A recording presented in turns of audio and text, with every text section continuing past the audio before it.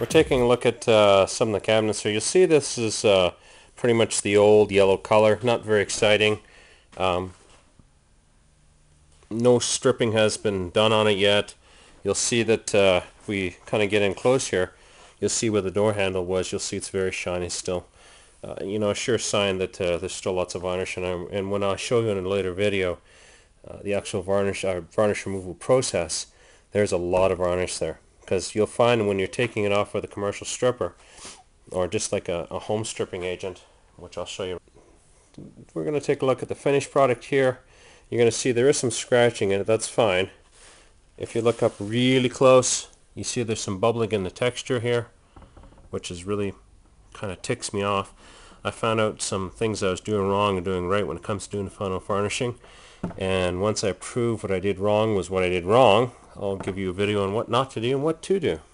Okay, so here's the pre-finish. We've taken the door off, taken the handles off. This is after it's been stripped, so there's pre-finish. See how shiny it is. It's been stripped. This door has been completely stripped. You see here, right in there, that's just to kind of give you an idea what it looks like when you've missed some varnish. You get little bits of shiny spots. If you have a little bit, it's not a big deal. If you have a lot, it is a big deal. Like in the back there, you'll see right here, lots of shininess there. So that's got to be stripped again. So that gives you some idea. And at this stage too, some of these cabinets have been re-glued, and the corners do not re-glue in this seam here. This seam here is a no glue zone. You can re-glue these seams here. The reason why is the wood needs to be able to expand and compress and expand and compress, and if you try to glue this completely in, if you get some glue in here, it's not a big deal. But if you glue this panel right in, it is a big deal, because this panel needs to be able to grow and shrink with time. If you glue this right in, it will crack within no time flat in these seams here. Like I said, I'm not a master woodworker, and I found this out the hard way.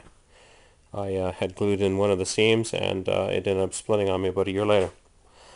So I've talked to a few friends of mine, and they said yes, you can re-glue in here, but really try to avoid here. If you get a bit of glue in here when you're repairing, it's not a big deal, but you don't want to re-glue a whole seam. Much like doing a hardwood floor, the floor or the panels between the wood have to be able to stretch and compress. The only place, like I said, you glue is in here. Okay, so let's look at this to the final product. This is what we're shooting for here, guys. Okay, you can see that the actual surface is still a little bit of roughness, and I said again because of what I was doing wrong with the actual varnish. Actually, what I can do is in a future video show you exactly what I did wrong. What I want to do though is I do want to show you one that has been stained but not varnished. Okay, so look at the difference. Okay, now there is going to be some abnormalities here, like right here. That's easy to fix. What we will do is we'll take a little bit of stain on a rag, soak the stain in there for a few minutes, and then rub it out, well, not with sandpaper, just with that rag, like with a lint-free rag, and it'll pull the excess stain out. Same in here, same in here. So there's a little bit of excess stain, but that's okay. But this is practically ready to be varnished. A little bit of roughage on the surface here. For that, I could take, to avoid sandpaper, like a plastic scrapie. I mentioned in one of the articles using the plastic pot scrubbers that don't have any abrasive grit in them. They're just abrasive enough that it doesn't really change the texture of the wood. I would probably akin to using like a 600 or 800 grit sandpaper. That's how, but it's aggressive enough that you can smooth out a surface a bit. Okay. Now what's really nice, okay, you can see I was staining this side here, or I haven't stained this side. Let me replace that. And you can see I actually missed on this one here a whole section of varnish which needs to be taken off, and stands right out. See how shiny that section is? Okay, so not a big deal. I must have been testing at this point in time with the stain way back when. That's probably the reason why I haven't varnished it yet either. So I'll just have to repair that. When you're actually staining, always stain the fronts first. I found it to be much better. And then come back and stain the rears. you know, like once it's done. Because again, you know, you get getting stain marks and this and that, you'd want them on the back like this. Because it's nothing, you know, you put your stain on with a rag on here, you let it soak a little bit, you make sure it doesn't run off onto your sides. If it does, just wipe it off immediately. And that wet stain will lift up this stain marks and all this now. But I do have to take an industrial stripper.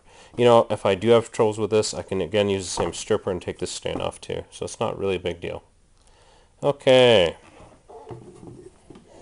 So that's what this looks like. And once you put the varnish on, right, this here has already 3 coats of varnish applied with a foam brush. Again, I'll show you how that's all done. I'm going to be applying 1 more coat, maybe 2, because of the bubbling problems I was having. This kind of shows you a little bit more here. You can see here I had a bit of a run mark here, which really sucks. You see that there? It's not good. But I'll repair all that in the final coat. Okay, a little bit of going too tight with the stain here, or not the stain, but the varnish. What happens is it thins it out. You know, you kind of go over it with a brush again, and it's a bad thing to do. And that just kind of proves to you that I am not a master carpenter once again. You know, I'm learning just like you. Making all the mistakes, but fortunately come up with some really good results. So there we go.